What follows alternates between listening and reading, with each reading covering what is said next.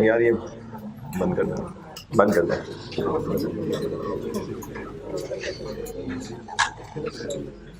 अस्सलाम वालेकुम। दुरूद शरीफ पढ़ लें।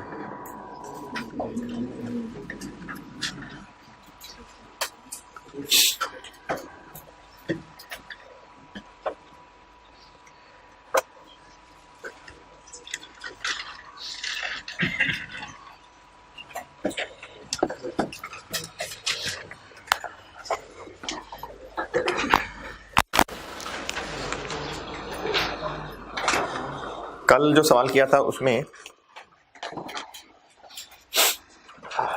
रिवैल्यूएशन के बाद डेप्रिसिएशन ज़्यादा हो गई थी, पहली रिवैल्यूएशन के बाद एक 20 से एक 25 हो गई थी, तो उसका कुछ किया नहीं। चलें आज करते हैं। सर वो कल की एक एंट्री आपने प्रोसेस की, कौन सी?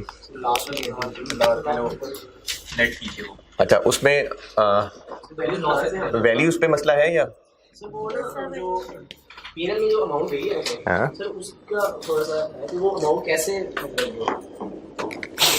चलें कल जो किया था वो आखिरी एंट्री दोबारा सुन लें। कल आखिरी रिवैल्यूएशन पे एक्यूमुलेटेड डेप्रिसिएशन एलिमिनेट करने के बाद बिल्डिंग में बैलेंस कितना रह गया था?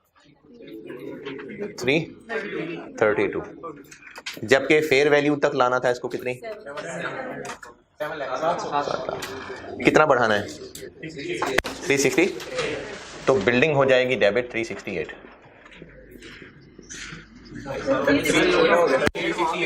ये 68 था, वो 32 था।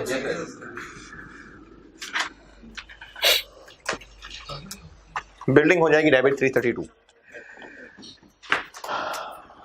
जिनसे ये 368 ही नहीं निकला वो कैलकुलेटर पकड़ लें और बिल्डिंग को डेबिट क्रेडिट प्लस माइनस करके देख लें, ये निकल आएगा।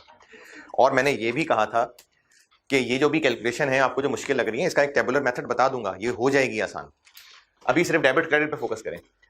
अब ये वैल्यू जो बढ़ गई, पहले पिछले 2-3 साल में वैल्यू डाउन हुई थी और इतनी डाउन हो गई थी कि पहले सरप्लस खत्म हुआ था, फिर लॉस हो गया था। तो कितना कितना लॉस हुआ था? 170 हुआ था, एक और 18। जैसे बैड डेट की मैंने मिसाल दी थी कि जब हालात खराब होते हैं, जब लगता है कि कस्टमर पैसे नहीं देगा तो हम बैड डेट बना लेते हैं, और जब वो कल को पैसे वापस देने आ जाएगा तो उसको मना थोड़ी करेंगे कि नहीं अब बैड डेट बना लिया। तो जब बैड डेट राइट ऑफ किया था तो एक्सपेंस बना था, जब कल को रिकवर होगा तो इनकम बन जाएगी।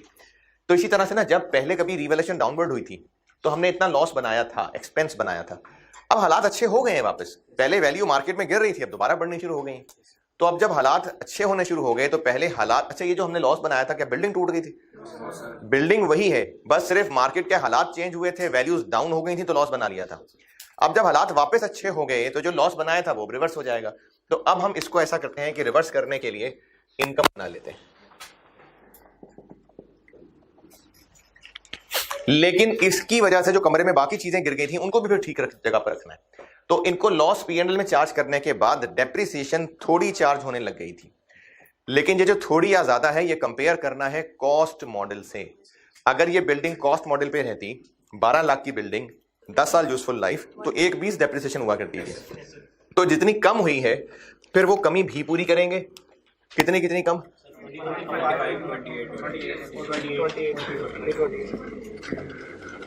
तो फिर इस कमी को पूरा करना है, यानी डेप्रिसिएशन और बनानी है, तो इनको एक्सपेंस बनाना है। अब हम ये बहुत सारा काम करना चाह रहे हैं तो क्यों ना उसका नेट कर लें। अब नेट ये है कि ये इनकम बनानी है या एक्सपेंस बनाना है। तो नेट रिजल्ट ये निकला कि 107 इनकम बना लेते हैं। तो ये वो इनकम बनाने के लिए पीएनएल क्रेडिट किया। और अब जो मजीद एक्स्ट्रा क्रेडिट चाहिए, पिछला काम खत्म हो गया, अब ये वापस उसी तरफ चलेगी बात, रिवैल्यूएशन सरप्लस। ये की थी आखिरी एंट्री जी। अगर इसके बाद भी गौर नहीं करेंगे तो फिर हम उसको शिफ्ट कर देते हैं इधर ही होगी। क्या थे? तो अगर एक और रिवैल्यूएशन हो कहता है कि आप 2020 के लिए भी करते हैं, ठीक है कर लें फिर। तो फिर हमने ये जितना प्रोसीजर किया है, जितने केवल में एंट्री की है, इनकम तो ऐड। अच्छा, आपके सवाल को मैं चेंज कर देता हूँ, वो ऐसे कर देता हूँ कि ये सारा 107 है, ये क्रेडिट कर दिया, क्या पता वैल्यू बढ़ी सिर्फ 20 आ रही होती। अभी तो 332 नहीं, मैं खुद चेंज करूँ ना सवाल, अपना सवाल अभी रहने दो, ये सवाल मैं पूछ रहा हूँ। ये 332 डेबिट हो रहा है, तो हमने पहले ये सारा रिवर्स किया, इनकम बनाई और बाकी सरप्लस, क्या पता ये सिर्फ 32 होता, फिर क्या करते हैं? ठीक है, मैं तो वो कैमरे की क्लास रोकने की बात कर रहा था। अच्छा, ये जो इस वक्त एक मसला बताया कि अगर बिल्डिंग 332 होती तो फिर तो हम लॉस में कितना करते? 30। तो इन सवालों का जवाब अभी आएगा प्रैक्टिस में, बहुत सारी वैरायटी, जो वैरायटी आप कहेंगे उसका सवाल बना दूंगा। अच्छा, जो पेज खाली छोड़ा हुआ था उसमें एक एंट्री लिख दी थी, दूसरी एंट्री, ये ना आपको वैसे भी सवाल कर करके याद हो जाना है, नोट्स तो मैं बनवा रहा हूं लेकिन ये याद हो जाना है आपको। ये जो खाली पेज पे नोट्स बनवा रहा हूं ना, ये अभी लिख तो लें लेकिन ये सवाल कर करके याद हो जाने हैं आपको। पहली एंट्री मैंने की थी क्या? दूसरी एंट्री होती है रिवैल्यूएशन ऑफ एसेट। ये दो एंट्रीज होती हैं, चाहे रिवैल्यूएशन अपवर्ड है चाहे डाउनवर्ड है। ये जो पेज खाली छोड़ा था उसकी बात कर रहा हूं। पहली एंट्री होती है एक्यूमुलेटेड को एलिमिनेट करना। अच्छा, ये ऑनलाइन वालों को ना अभी दरमियान में कुछ लगा हो, जैसे कटिंग हो गई है तो वो बेकार बात है, वो काम की बात अभी शुरू हुई है, तो ऐसे कटिंग वाला कोई मसला नहीं है। जो एंट्रीज कर रहे हैं, चाहे रिवैल्यूएशन डाउनवर्ड हो चाहे अपवर्ड हो, एक्यूमुलेटेड को एलिमिनेट ही करना है और ऐसे ही करना है। कैसे ही? एक्यूमुलेटेड डेप्रिसिएशन डेबिट और एसेट क्रेडिट। तो पहली एंट्री तो वही होगी। दूसरी एंट्री डिपेंड करता है कि रिवैल्यूएशन अपवर्ड हुई है या डाउनवर्ड हुई है। अगर अपवर्ड हुई है तो डेबिट क्या होगा? बिल्डिंग तो नहीं हमेशा होगी, एसेट। कितनी अमाउंट है? यानी फेयर वैल्यू और कैरिंग अमाउंट का जो डिफरेंस है।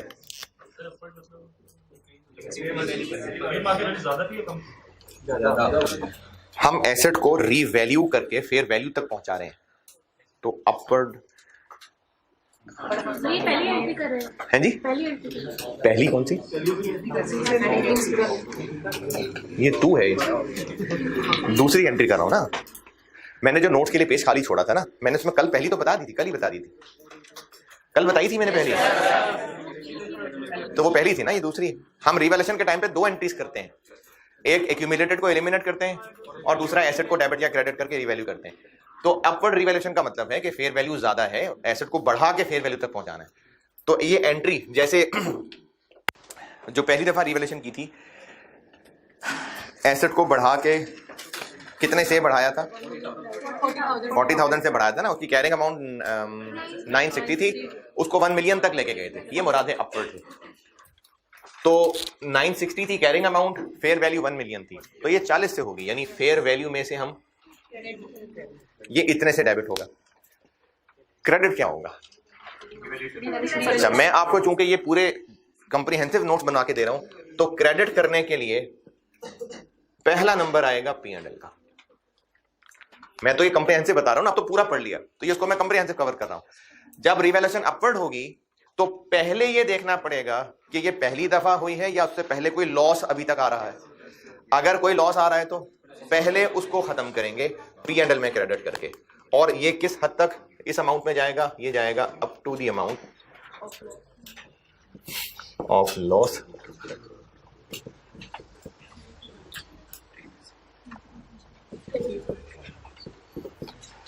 Carrying amount, fair value carrying amount.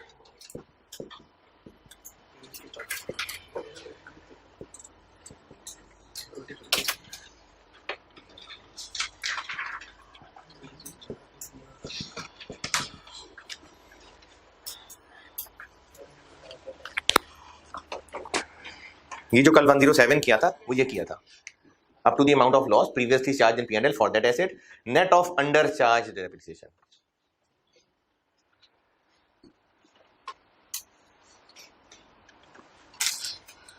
और अगर मजीद क्रेडिट की जरूरत है तो फिर रिवैल्यूएशन, यानी दूसरा नंबर रिवैल्यूएशन सरप्लस का आएगा।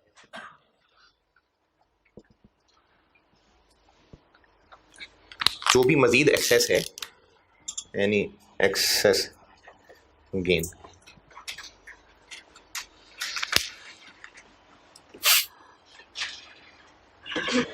अच्छा अब इस गाइडेंस के मुताबिक कल वाली पहली एंट्री देखते हैं। जब पहली दफा रिवैल्यूएशन हुई थी 40,000 डेबिट, तो क्या पहले कोई पिछला लॉस था? नहीं, इसलिए सरप्लस क्रेडिट। आखिरी वाली एंट्री 332 बिल्डिंग डेबिट, चूंकि पहले पिछला लॉस था तो वो नेट ऑफ डेप्रिसिएशन करके 107 क्रेडिट, और जो एक्स्ट्रा था वो सरप्लस क्रेडिट।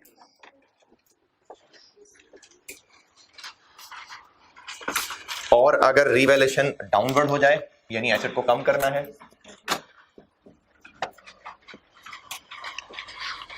तो ये दूसरी और तीसरी रिवैल्यूएशन, कल वाले सवाल की दूसरी और तीसरी, एसेट तो हो जाएगा क्रेडिट। कितने से? यही जो उनका डिफरेंस है।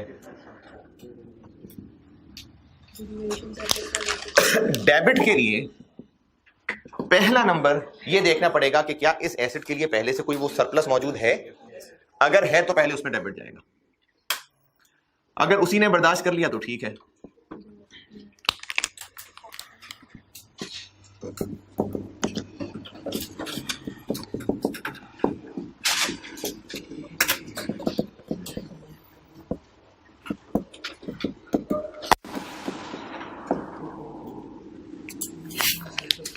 जितना सरप्लस में बैलेंस मौजूद है उससे ज्यादा डेबिट नहीं कर सकते, जितना है उतना ही खत्म होगा। तो अगर तो उससे ज्यादा फॉल आ रहा था तो फिर ये खत्म होगा, और दूसरा नंबर P&L का है।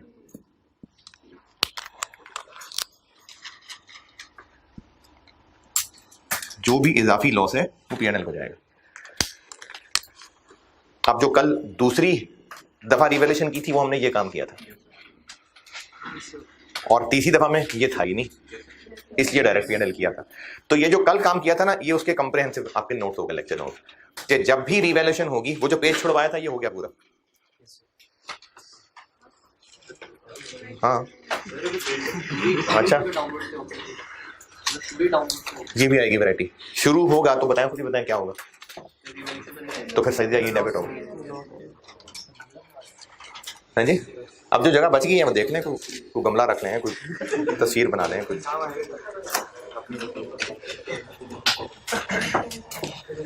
ये वाला सारा पोर्शन दोबारा सुने। जब भी एसेट रिवैल्यूएशन मॉडल पे होगा, तो जब भी जरूरत पड़ेगी रिवैल्यूएशन की, असल रूल क्या है? जब कैरिंग अमाउंट और फेयर वैल्यू में डिफरेंस ज्यादा हो। आपके लिए क्या है? जब कहिए फेयर वैल्यू तब रिवैल्यूएशन करनी है। सवाल देख के पहचाना जाएगा कि ये रिवैल्यूएशन मॉडल का है, इसमें कोई ऐसी परेशानी की बात नहीं, आराम से पहचाना जाता है। तो जो फेयर वैल्यू जिस दिन की डेट होगी, मतलब उस दिन रिवैल्यूएशन करनी है। दो एंट्रीज, पहली entry accumulated depreciation debit asset credit, किस अमाउंट से? जितनी भी उस वक्त एक्यूमुलेटेड डेप्रिसिएशन आ रही है। दूसरी एंट्री एसेट की रिवैल्यूएशन, या तो अपवर्ड करना होगा, तो अपवर्ड है तो एसेट को बढ़ाना है डेबिट। क्रेडिट करते हुए पहले देखें कहीं लॉस तो नहीं है, अगर है तो वो नेट ऑफ डेप्रिसिएशन वो यहां आएगा। मजीद बढ़ाना है तो सरप्लस क्रेडिट, डाउनवर्ड करना है एसेट क्रेडिट। डेबिट लॉस में चार्ज करने से पहले देखें सरप्लस तो नहीं है, अगर है तो पहले सरप्लस जाएगा, उसके बाद अगर जरूरत हुई तो P&L में आएगा। अब इसकी प्रैक्टिस ही प्रैक्टिस करते हैं। उससे पहले एक छोटा सा टॉपिक और है, इसी से कनेक्टेड है, फिर प्रैक्टिस है। और वो टॉपिक जो है ना, वो उस बात का जवाब है कि जब रिवैल्यूएशन के बाद डेप्रिसिएशन बढ़ गई थी तो उसका क्या करना है। ये नोटेड? अच्छा, अब अगर आपके पास जगह बची हुई है पूरा पेज, तो चलें उसको यूज कर लेते हैं। ये जो अब बताने लगा हूं बेशक उस पेज पे लिख लें, आ जाएगा इंशाल्लाह। नहीं, ये मजीद क्या लिख दिया है? अच्छा नहीं, आ जाएगा।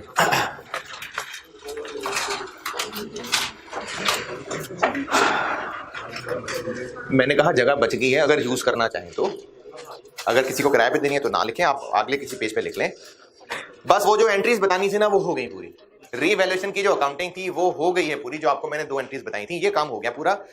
अब रीवैल्यूएशन की अकाउंटिंग बस यही है, रीवैल्यूएशन मॉडल ही में रहते हुए एक और एक्स्ट्रा काम करना होता है।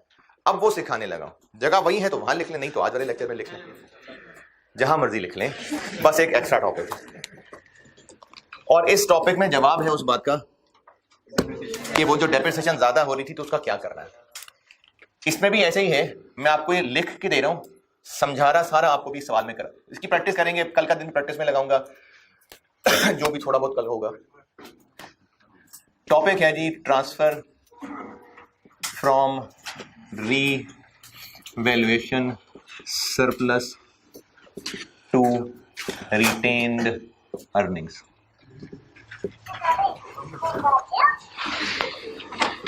लोगों के बच्चे उठा दो।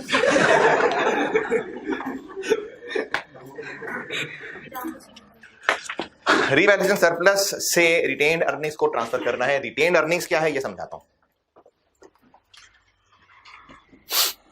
ये मिटा दो।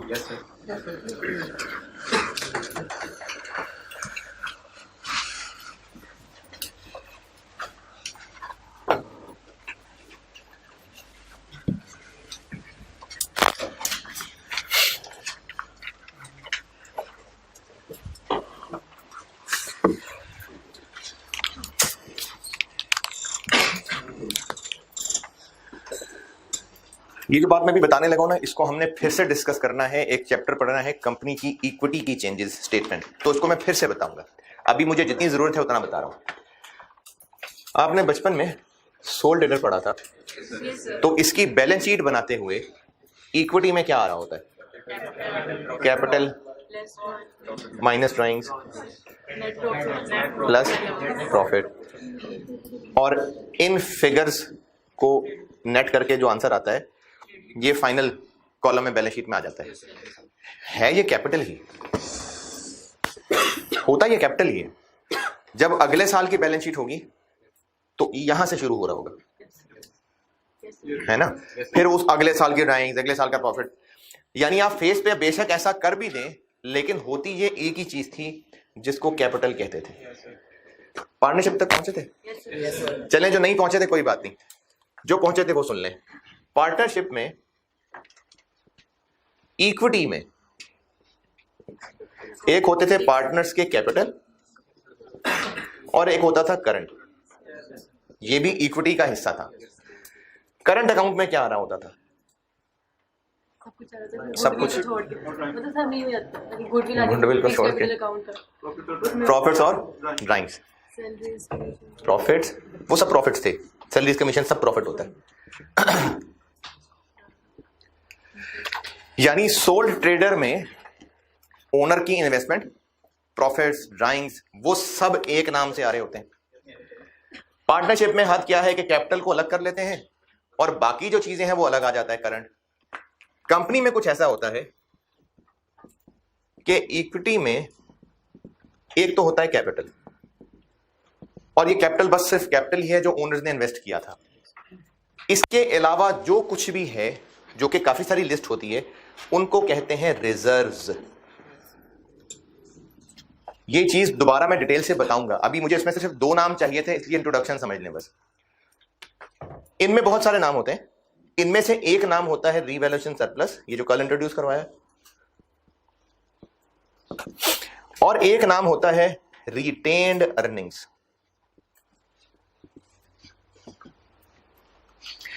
वो जो कुछ इसका कॉन्सेप्ट था ना, ये वैसा सा कॉन्सेप्ट है।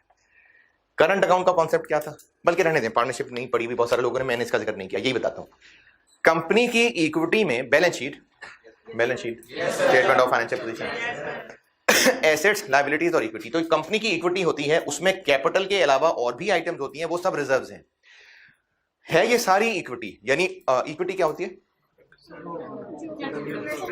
जो ओनर्स का बिजनेस पे हक है। क्यों हक है? क्योंकि उन्होंने पैसा लगाया था और उसके बाद वो बिजनेस कमाता रहा है उनके लिए। या इसके लिए एक और वर्ड होता है नेट एसेट्स। ये नहीं सुना? इक्विटी को नेट एसेट्स भी कहते हैं। नेट एसेट्स यानी एसेट्स माइनस लायबिलिटीज, ये इक्विटी होती है। तो इक्विटी होती है ओनर्स का बिजनेस पे हक। अब ओनर्स का बिजनेस पे हक क्यों है? क्योंकि उन्होंने पैसा लगाया था, और आज तक बिजनेस ने जो प्रॉफिट्स कमाए वो भी तो ओनर्स का ही हक है ना। और अगर वो ओनर्स ने नहीं ड्रॉ किया हुआ तो वो हक उनका भी बिजनेस पे कायम है। ये सब होते हैं रिजर्व्स। इनमें से एक आइटम है रिटेन्ड अर्निंग्स। रिटेन अर्निंग्स होती है आज तक के कमाए हुए प्रॉफिट्स जो अभी ओनर्स में बांटे नहीं है। रिटेन्ड, आज तक के कमाए हुए प्रॉफिट्स, अर्निंग्स जो ओनर्स को नहीं बांटे। अगर इसकी कैलकुलेशन की बात करें तो हर साल जो बिजनेस नेट प्रॉफिट कमाता है वो इसमें ऐड होता जाता है। सोल ट्रेडर में तो इसमें ऐड होता था ना, कंपनी के केस में वो रिटेन अर्निंग्स में ऐड होता जाता है। और जिस तरह से ये ओनर पैसे ड्रॉ करता था, कंपनी में ड्राइंग नहीं होती, कंपनी में डिविडेंड होता है, नेचर आप उसकी ड्राइंग्स की तरह की समझ लें। तो जो बिजनेस हर साल प्रॉफिट कमाता जाता है, नेट प्रॉफिट, वो रिटेन अर्निंग्स में ऐड होता रहता है, और माइनस क्या होता है, जो डिविडेंड ओनर्स को बंट रहा होता है। ये डिविडेंड भी हमने आगे जनवरी में तकरीबन पढ़ना है जाके। समझने के लिए आप उसको ड्राइंग्स जैसी चीज समझ सकते हैं, फिलहाल याद रखने के लिए। तो रिटेन्ड अर्निंग्स बैलेंस शीट में इक्विटी में आने वाला एक अकाउंट है जिसमें क्या क्या प्लस क्या क्या माइनस होता चला जा रहा है। जो नेट प्रॉफिट है वो ऐड होता जा रहा है और डिविडेंड लेस होता जा रहा है। डिविडेंड है जो ओनर्स को बांट दिया, तो प्रॉफिट हुआ 100 ऐड हो गया, डिविडेंड बांटा 20 लेस हो गया, तो बाकी 80 रिटेन हो गया ना, इसलिए उसको रिटेन्ड अर्निंग्स कहते हैं। और चूंकि बैलेंस शीट है तो फिर ये सीडी बीडी बीडी सीडी होता रहेगा, हर साल का प्रॉफिट इसमें ऐड होता जा रहा है, डिविडेंड लेस होता जा रहा है, क्योंकि बैलेंस शीट आइटम है, ये फॉर द ईयर चीज होती है। ये एज एड, ये क्लोजिंग क्यूमुलेटिव बैलेंस होते हैं। तो रिटेन्ड अर्निंग्स हर साल का कमाया हुआ प्रॉफिट इसमें ऐड होता जा रहा है, हर साल बढ़ता जा रहा है, और डिविडेंड इसमें से लेस होता जा रहा है। तो इस टॉपिक के लिए मुझे बस ये दो नाम इस्तेमाल करने हैं इक्विटी के, एक रिवैल्यूएशन सरप्लस और एक रिटेन्ड अर्निंग्स है। ये दोनों इक्विटी ग्रुप की आइटम्स। इससे ज्यादा इक्विटी पे बात अगले जो चैप्टर पढ़ाना है तब होगी, करना है तो कर लें। लेकिन अगर ये ऐसे कीड़े मकोड़े नोट करेंगे तो क्या नोट करेंगे, जो इसमें बात बताइए ना वो बात नोट कर लें जो करनी है।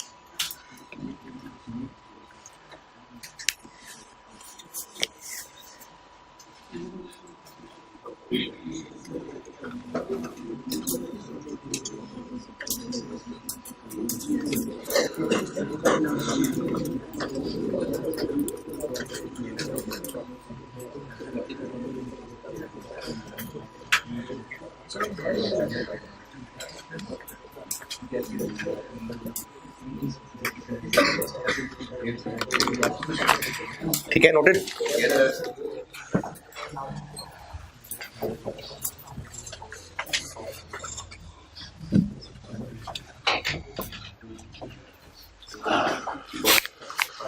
किस ग्रुप से ताल्लुक है इसका?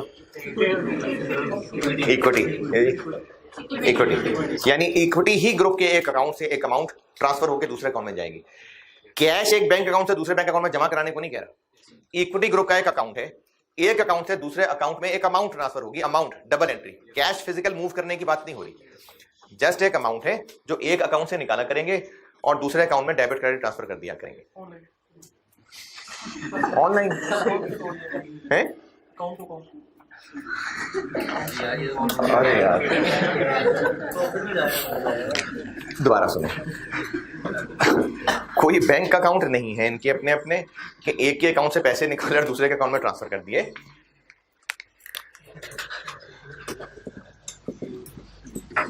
प्लांट एंड मशीनरी की रिपेयर्स का एक अकाउंट है, एक्सपेंस है अकाउंट। और एक अकाउंट है बिल्डिंग की रिपेयर्स का।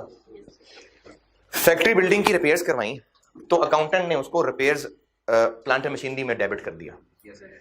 बाद में पता लगा कि नहीं ये वाला अकाउंट नहीं, ये वाला अकाउंट इस्तेमाल होना चाहिए था, तो क्या करेंगे, इसको क्रेडिट करेंगे और इस अकाउंट में डेबिट आ जाएगा, यानी एक अमाउंट यहां से यहां ट्रांसफर हो जाएगी। तो पैसे कहां दे रहे होंगे? पैसे नहीं हो रहे फ्लो, ये जस्ट एक अमाउंट है जो बुक्स में एक टी अकाउंट से दूसरे टी अकाउंट में ट्रांसफर कर रहे हैं। तो ये उस तरह का काम होने लगा। अच्छा, जो यहां लिखूंगा वो समझाऊंगा सवाल के साथ। तो अभी लिखते हुए क्यों नहीं है, क्यों सवाल के साथ है।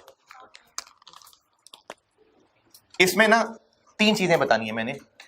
ट्रांसफर करना है तो कैसे ट्रांसफर करना है, यानी एंट्री, कब ट्रांसफर करना है, कितना ट्रांसफर करना है। तो पहला सवाल के कैसे ट्रांसफर करना है।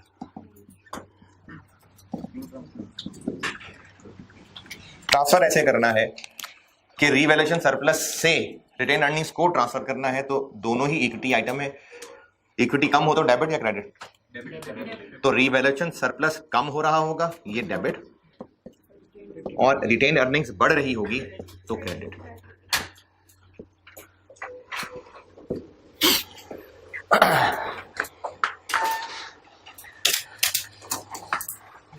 क्यों कर रहे हैं काम, नहीं बताया अभी नहीं बताया, सवाल में बताऊंगा। अच्छा, कब और कितना, इन दोनों सवाल का जवाब ना एक साथ है।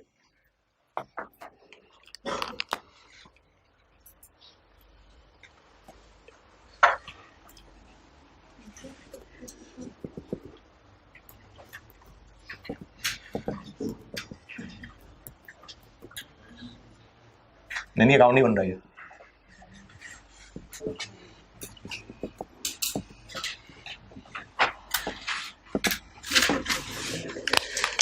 मैं यहां पर ये लिखूंगा कि तब इतना ट्रांसफर करना है और तब इतना ट्रांसफर करना है। देखो इतना आसान है, तब इतना और तब इतना।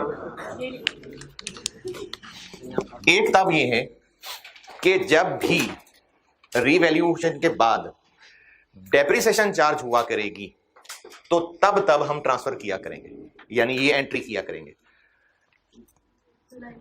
जी लिख रहा हूं।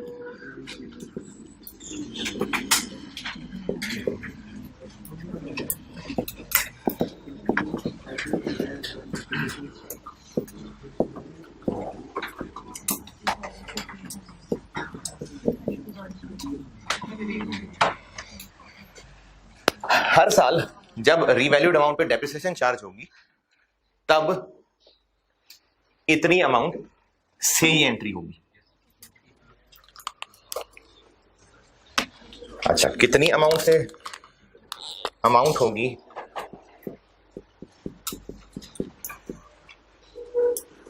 उसको कहते हैं इंक्रीमेंटल डेप्रिसिएशन, यानी इंक्रीमेंटल डेप्रिसिएशन की अमाउंट से तब ये एंट्री होगी। हर साल इस अमाउंट से ये एंट्री हुआ करेगी जब डेप्रिसिएशन की एंट्री होगी। डेप्रिसिएशन बड़ी थी जी, वो अमाउंट। इंक्रीमेंटल डेप्रिसिएशन वो अमाउंट है जो डेप्रिसिएशन ज्यादा आई थी। तो इंक्रीमेंटल डेप्रिसिएशन भी मैं आपको यहां एक्सप्लेन कर देता हूं कि ये क्या है। ये है जी depreciation for the year minus depreciation for that year on cost model. ये होती है incremental depreciation. Depreciation for the year यानी 1,25,000 माइनस वो जो कॉस्ट मॉडल पे होती 1,20, तो उस 5,000 को इंक्रीमेंटल डेप्रिसिएशन कहेंगे। और उसकी एंट्री जब डेप्रिसिएशन की एंट्री हो रही थी 1,25 की, तो साथ इस 5,000 की भी एंट्री होगी ये।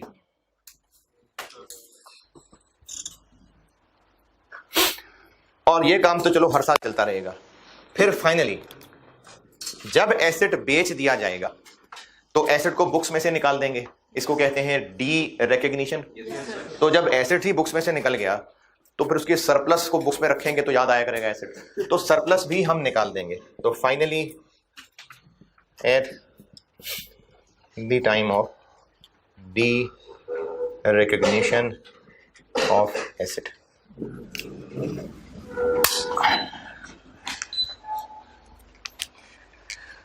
जब एसेट बिकेगा तो तब भी ये एंट्री करेंगे। और तब अमाउंट क्या होगी ये तो आप खुद ही अगर गौर करें तो बता देंगे। हाँ जी, कितनी अमाउंट उस वक्त जो सरप्लस में बैलेंस बच गया होगा।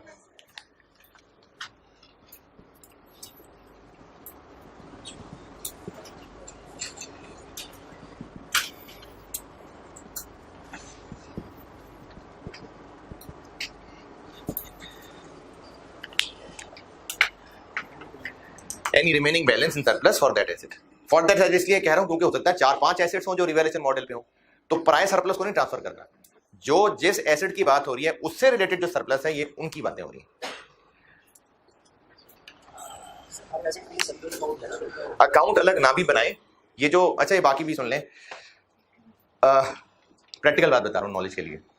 अकाउंट तो बन रहा होता है फर्नीचर का, अकाउंट तो बन रहा है प्लांट एंड मशीनरी का, लेकिन ये भी तो बिजनेस को पता होना चाहिए ना कितना फर्नीचर है, कितनी शेयर है, कहाँ रखी हुई है। जैसे एसी है तो अकाउंटिंग करने वाले एसी का अकाउंट बना रहे होंगे, लेकिन कितने एसी हैं, तो इसके लिए ना अकाउंटिंग रिकॉर्ड से हट के एक रजिस्टर बन रहा होता है जिसमें सारे एसेट्स का एक एक का नाम लिखा होता है, इनकी नंबरिंग की होती है बकायदा, जिस तरह आप लोगों के नंबर होते हैं ना सीआरएन वगैरह, उस तरह एसीज की, चेयर्स की, बेंचेस की, इन सब की कोडिंग हुई होती है और एक एक आइटम का लिस्ट बनी होती है कि ये कब खरीदा था, किससे खरीदा था, कितने का खरीदा था, अभी इस वक्त कहाँ है, रेजिडुअल वैल्यू कितनी है, ये सब डिटेल रिकॉर्ड मौजूद होता है, उसको फिक्स्ड एसेट्स रजिस्टर कहते हैं। तो इसी तरह सरप्लस के भी हर एक का रिकॉर्ड होगा उसके अंदर। हाँ, टी अकाउंट हम एक ही बना रहे होते हैं, ये नोटेड। अच्छा, इस सब के बारे में एक खत्म हो गया ये। इसके बाद एक बात ये लिख लें कि ये जो ट्रांसफर कर रहा है ना, ये वाला इंक्रीमेंटल डेप्रिसिएशन, ये IAS 16 ने कंपनी की मर्जी रखी है। पूरी बात सुन लीजिएगा पहले। ये वाला जो ट्रांसफर है, ये नहीं, ये वाला इंक्रीमेंटल डेप्रिसिएशन वाला, ये IAS 16 ने ना रिक्वायर नहीं किया, अलाउ किया है। क्या फर्क है? रिक्वायर करते तो फिर तो सबको ये लाजमी करना होता, अलाउड है, कंपनी चाहे तो कर ले, नहीं तो ना सही। तो इसीलिए जो मैंने कल सवाल लिखवाया था, मैंने उसमें एक सेंटेंस लिखवाया था,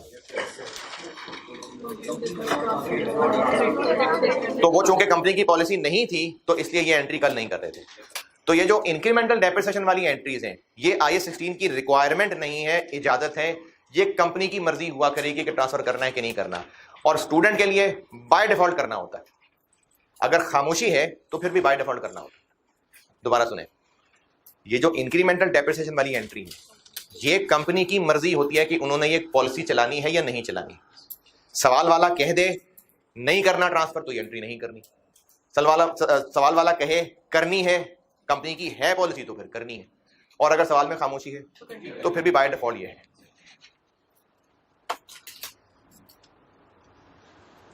लिखने वाली बात है।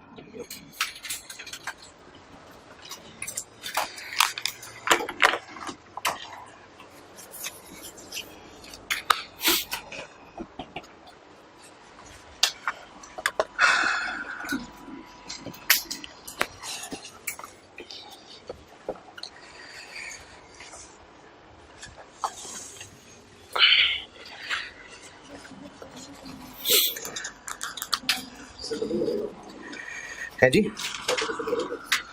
लिखवाने वाली बातें खत्म हो गई, अब प्रैक्टिस है। नहीं, वो प्रैक्टिस में हो सकते हैं, रिजॉल्व हो जाए। अच्छा जी बताएं। क्वेश्चन ये है कि ये जो अगर कंपनी की पॉलिसी है या नहीं है, इससे क्या फर्क पड़ेगा? इससे क्या फर्क पड़ेगा? ये जब आपको मैं ये बताऊंगा ना कि क्यों करते हैं ट्रांसफर, तो फिर आपके सवाल का जवाब उम्मीद है हो चुका होगा उसमें। ये लिख लें, फिर सवाल शुरू करते हैं। फिर ये सारी बातें जो लिखवाई है ना, ये इंशाल्लाह समझ भी आती जाएंगी और बेहतरी भी होती जाएगी।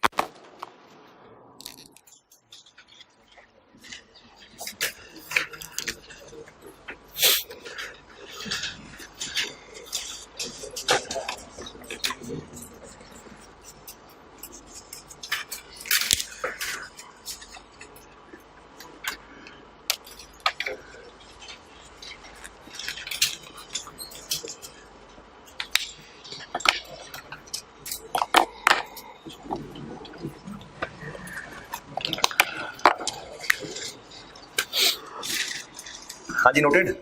चले सवाल लिखेंगे।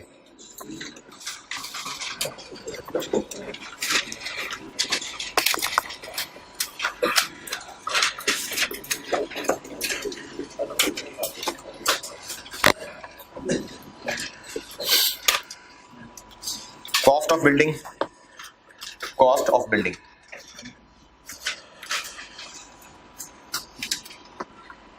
960,000, 960, 9,60,000।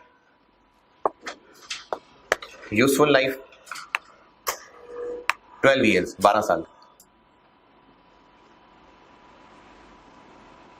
Date of purchase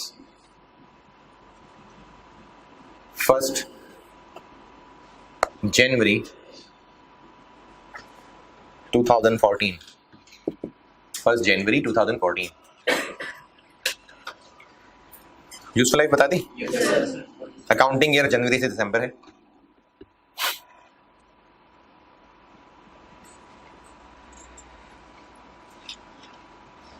building was revalued as follows. अब उसमें डेट बताऊंगा और फेयर वैल्यू बताऊंगा।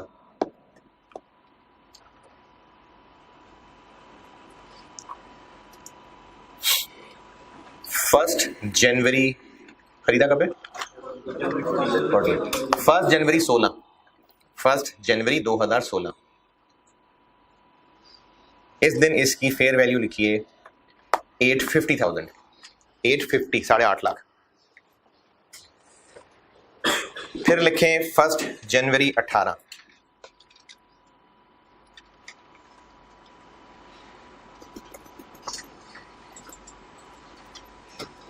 616,000, 616,000 यानी 6,16,000। उसके बाद लिखिए 1 जनवरी, क्या बोला था अभी? 1 जनवरी 20, 1 जनवरी 20।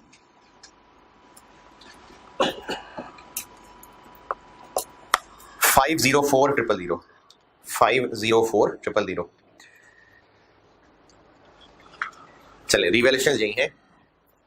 और उसके बाद लिखिए on 1 January 21, on 1 January 21 building was sold, building was sold for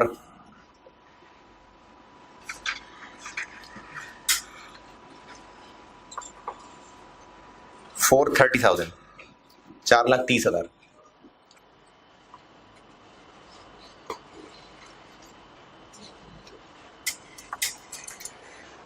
straight line method है, स्ट्रेट लाइन मेथड है। और इस बारे में कुछ नहीं बता रहा तो बाय डिफॉल्ट करनी है।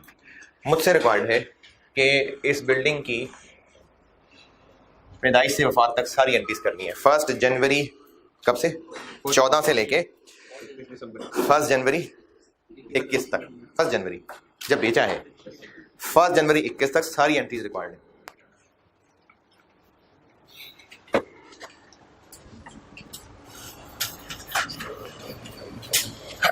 अच्छा, कॉन्सेप्ट वही है जो कल समझाया था। मैं कॉन्सेप्ट भी रिवाइज करता जाऊंगा, लेकिन अब मैं आपको वर्किंग करा रहा हूं, तो फिगर्स कल की निस्बत आसानी से कैलकुलेट होती जाएंगी।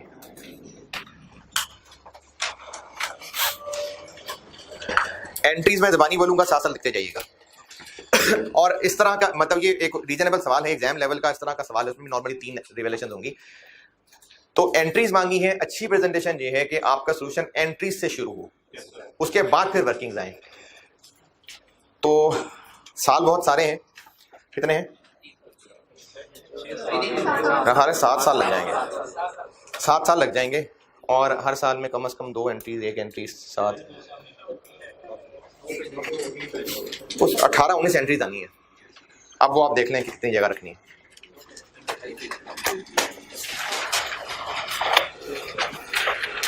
अच्छा, वैसे अगर जगह खत्म हो भी गई तो बाद में आ जाएंगी, कोई मसला नहीं है। एहतियातन आप 18-19 एंट्रीज की जगह छोड़ लीजिएगा। मैं बीच में एंट्रीज बोलता जाऊंगा और वर्किंग करता जाऊंगा। तो जो जो एंट्री बोलता जाऊँ वो एंट्रीज में लिखते जाइएगा, और वर्किंग तो कर रहा हूं तो वर्किंग भी नोट करते जाइएगा।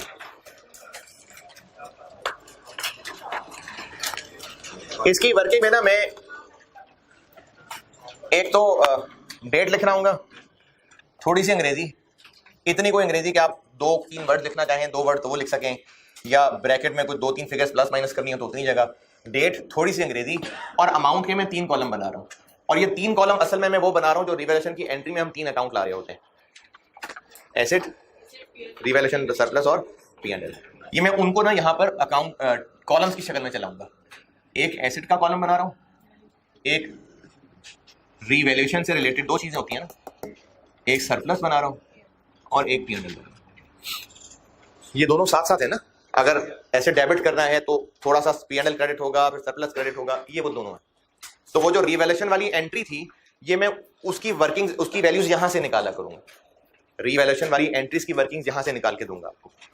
ये हो गए 3 रुपीज वाले कॉलम इस टेबल के अंदर, डेट और थोड़ी सी अंग्रेजी। ये वर्किंग शुरू हो गई हमारी। सबसे पहले खरीदा है कब? 1 जनवरी 14, 960। अगर आपको इसमें कोई खास परेशानी नहीं होती है तो बेशक जगह थोड़ी करने के लिए मैं इसको ऐसे लिख लेता हूँ, या 3 जीरो लगाने तो ठीक है, चलेगा। उसके बाद क्या हुआ? डेप्रिसिएशन चार्ज कब कर लें? 31 दिसंबर 14। अच्छा, कितनी डेप्रिसिएशन चार्ज कर लें? 960 डिवाइडेड बाय 12, 80। हर लाइन लिखने के बाद ना इसको अपडेट करते जाएंगे कॉलम्स को।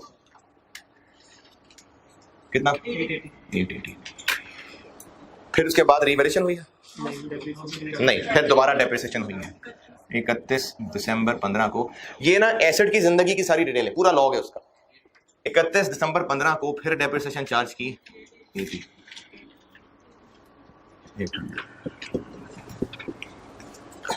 इस वर्किंग में इन तीनों कॉलम्स को हर लाइन के बाद अपडेट करते जाऊंगा।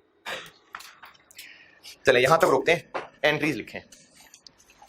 पहली 1 जनवरी 14, 1 जनवरी 14, पहली एंट्री बता रहा हूं। 1 जनवरी 14 बिल्डिंग डेबिट कैश क्रेडिट, कितने से? 960,000 से। 1 जनवरी 14 बिल्डिंग डेबिट कैश क्रेडिट 960,000।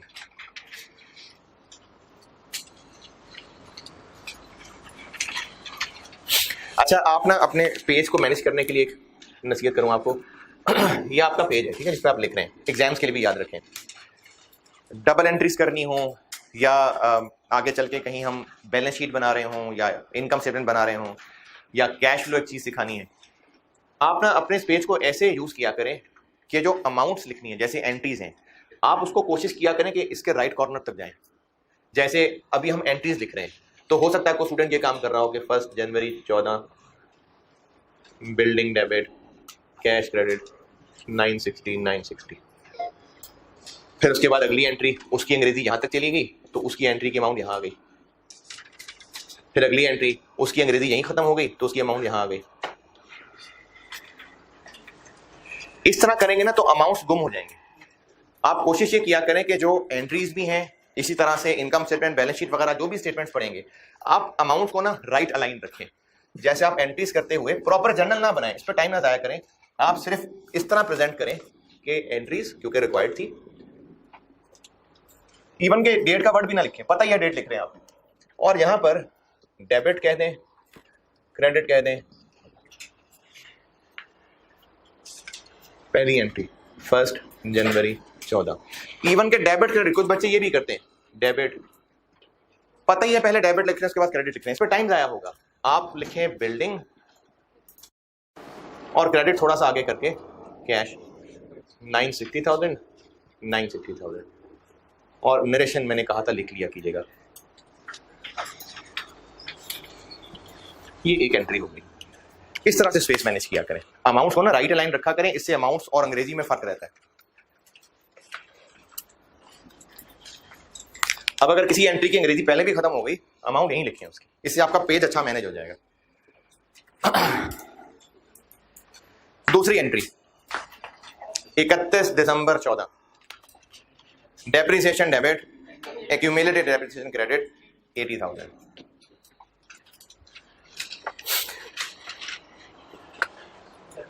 अच्छा, अभी तो मैं आपको चूंकि समझा रहा हूं और साथ साथ सॉल्व कर रहा हूं, वरना आप जब इसमें अब कल परसों प्रैक्टिस जब इस पे करेंगे तो आई रिकमेंड के पहले ना इसको पूरा कर लेना, यहीं से एंट्रीज की अमाउंट मिलती जाएंगी। 1 जनवरी 14 बिल्डिंग डेबिट कैश क्रेडिट, 31 दिसंबर 14 depreciation debit accumulated depreciation credit, 31 दिसंबर 15 डेप्रिसिएशन डेबिट। यहाँ पे की हुई है सारी कैलकुलेशन, तो 31 दिसंबर 15 तक पहुंच गए हम। Depreciation debit accumulated depreciation credit 80,000। 3 entries मैंने बता दिया, रिपीट कर रहा हूँ।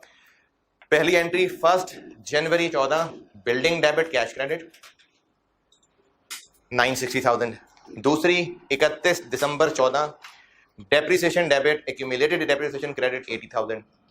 तीसरी 31 दिसंबर 15 depreciation debit accumulated depreciation credit. यहां तक पहुंच गए।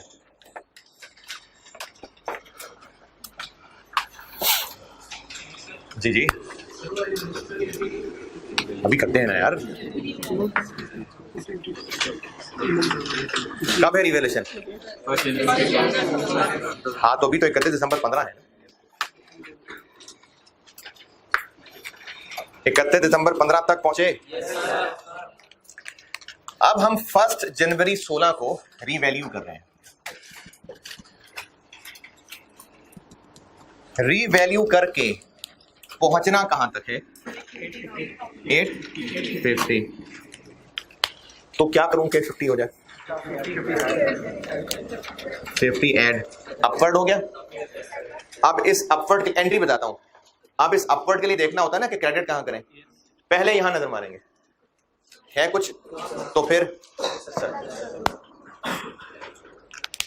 और बैलेंस अपडेट करते जाना तीनों कॉलम्स का। फिर सुने, है अपवर्ड हुआ है ना, अपवर्ड हुआ है तो यहां लिखने से पहले देखेंगे वहां तो नहीं आ रहा कुछ, पहले कोई पिछला लॉस तो नहीं है, नहीं है सरप्लस में लिख दिया। अभी आगे चल के पिछला लॉस आएगा। एंट्री सुने, चौथी एंट्री 1 जनवरी 16। 1 जनवरी 16 क्या एंट्री करें? Accumulated depreciation debit building credit कितने से? ये देखें यहां खड़े ना हम, 1 2 160। तो accumulated depreciation debit building credit 160,000। ये 160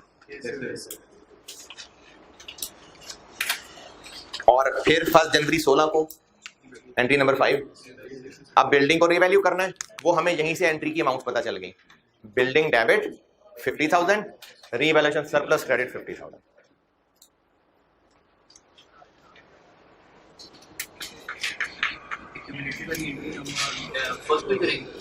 हाँ जिस दिन रिवैल्यूएशन हो रही है। अब मैंने रिवैल्यूएशन की डेट कल वाले सवाल में 31 रखी थी, अब फर्स्ट रख दी। कल परसों की प्रैक्टिस में मिड में भी ले आएंगे जी। रिवैल्यूएशन की दोनों एंट्रीज रिपीट कर रहा हूं। 1 जनवरी 16 accumulated depreciation debit building credit 160,000 और नेक्स्ट 1 जनवरी 16 building debit 50,000, revaluation surplus credit 50,000।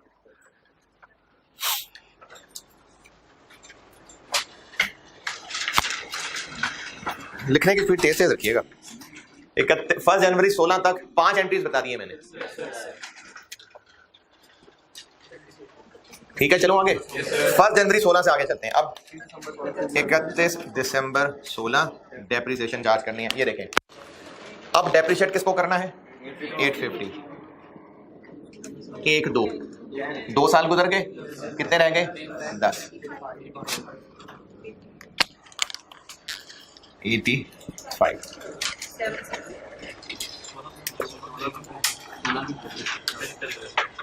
12 साल लाइफ थी, 2 गुजर गए।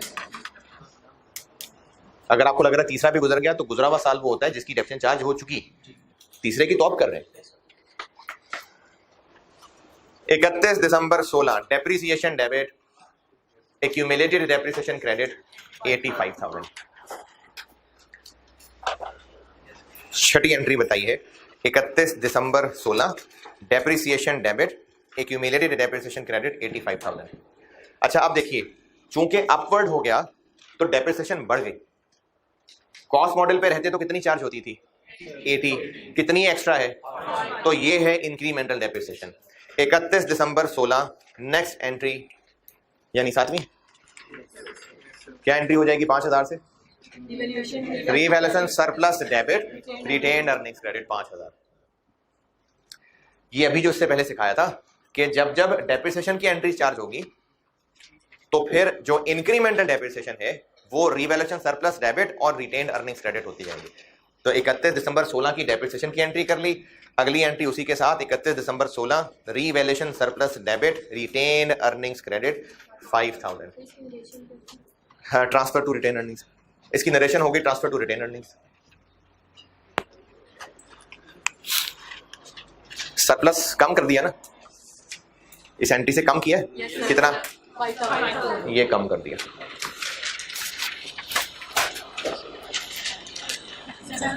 $765 और ये 45।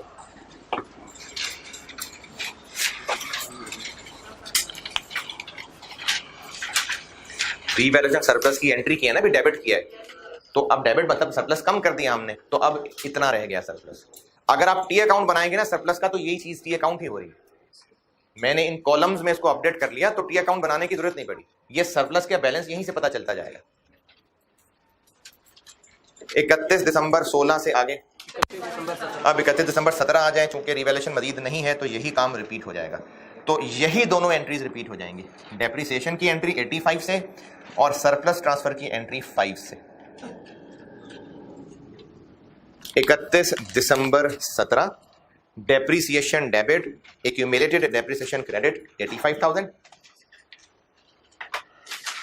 और 31 दिसंबर 17 revaluation surplus debit, retained earnings credit 5,000। Depreciation की एंट्री होती जा रही है, ट्रांसफर की एंट्री होती जा रही है। जब तक खत्म नहीं होता वो भी रिवैल्यूएशन में बताता हूँ आगे।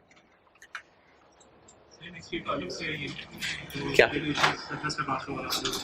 हर साल जब जब डेप्रिसिएशन की एंट्री करेंगे तब तब देखें, कॉस्ट मॉडल पे रहते तो कितनी डेप्रिसिएशन होती थी, तो अब हर साल 85 हो रही है ना, तो हर साल ये 5 एक्स्ट्रा है, तो हर साल 7 एंट्री आएगी।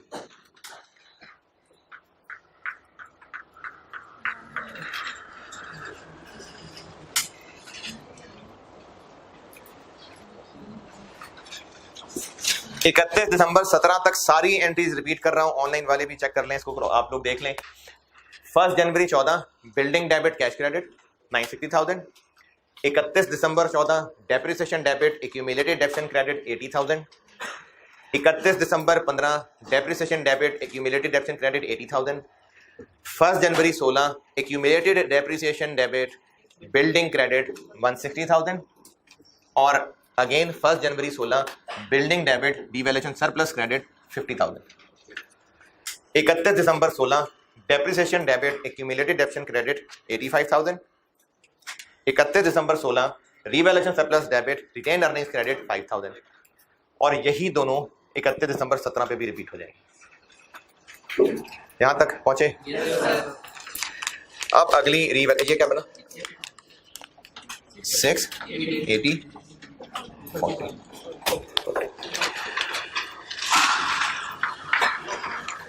अब हो रही है रिवैल्यूएशन 1 जनवरी 18 पे।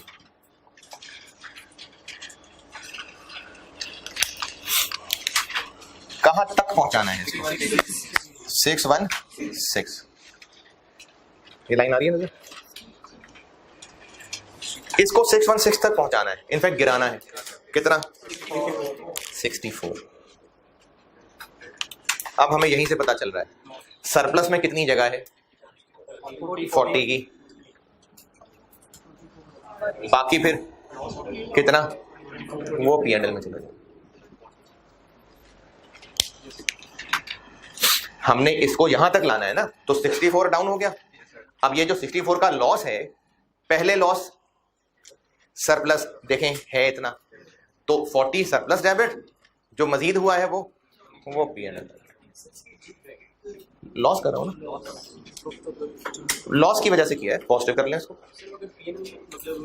सिर्फ मैंने इस कैलकुलेशन को यहां पर बनाया है। अगर आप इसको 24 पॉजिटिव लिखना चाहें पॉजिटिव लिख लें, लेकिन आगे जो काम करूंगा फिर वो अकॉर्डिंगली चलाना, इसलिए पहले ब्रैकेट के साथ पूरा कर लें इसको, फिर ब्रैकेट्स हटाने हो तो बताऊंगा फिर क्या चेंजेस आएंगे।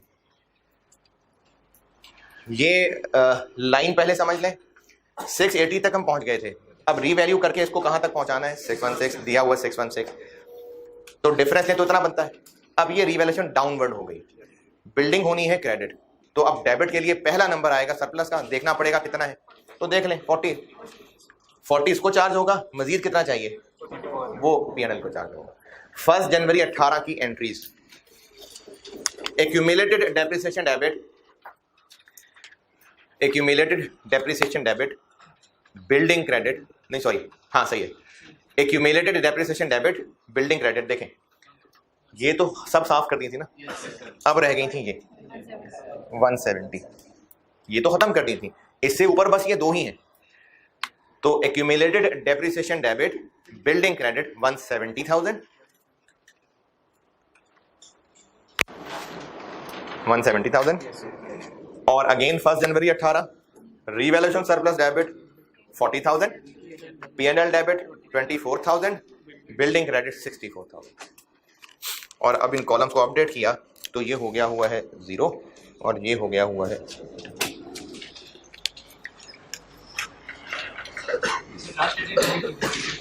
1 जनवरी 18, दोनों बता रहा हूं।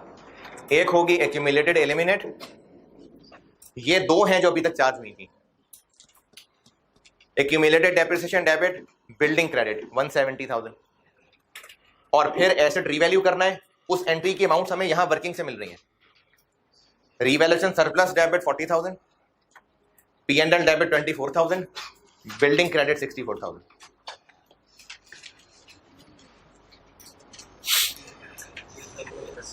ठीक है यहां तक? चलें इसके आगे अब वो जो लॉस वाली बात शुरू हो जाएगी वो फिर इंशाल्लाह इसको मैं कल कंटिन्यू करता हूं।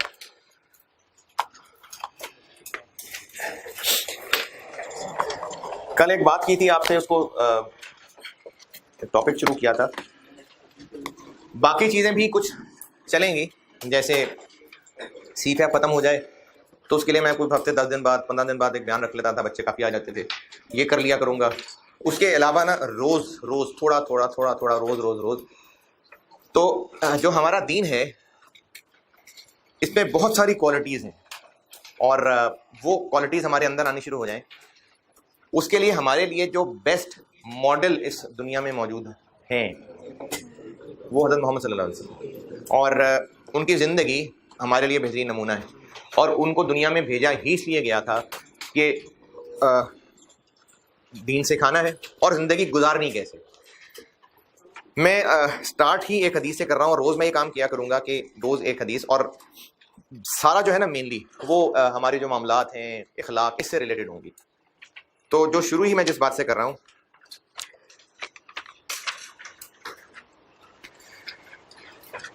मुस्लिम 6017, ये FR1 की क्लास का नहीं, कॉस्ट से डिफरेंट रखता हूँ।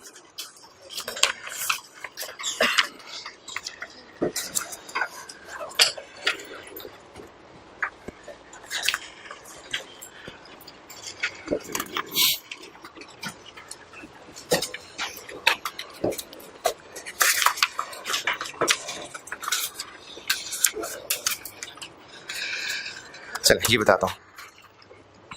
आप इस पोजीशन में तो अभी नहीं होंगे, आप अपने बड़ों से कह सकते हैं इस बात को, और ये याद रख लीजिएगा जब भी इस पोजीशन में आएंगे तो तब के लिए याद रखिएगा। बुखारी 6005 सैयदना सहल बिन साद रज़ियल्लाहु अन्हु से रिवायत है कि नबी अकरम सल्लल्लाहु अलैहि वसल्लम ने फरमाया, मैं और यतीम की परवरिश करने वाला जन्नत में इस तरह होंगे। मैं और यतीम की परवरिश करने वाला जन्नत में इस तरह होंगे। तो आप कल को इस मुकाम तक पहुँचें, इस जन्नत के टिकट को हासिल करें। अगर नहीं तो अपने वालिदैन बड़े जो भी हैं उनको इस चीज़ के लिए कन्विंस करें। देखें होंगे बहुत सारी अपॉर्चुनिटीज़ मिल जाएंगी। कल मुलाकात होगी इंशाल्लाह।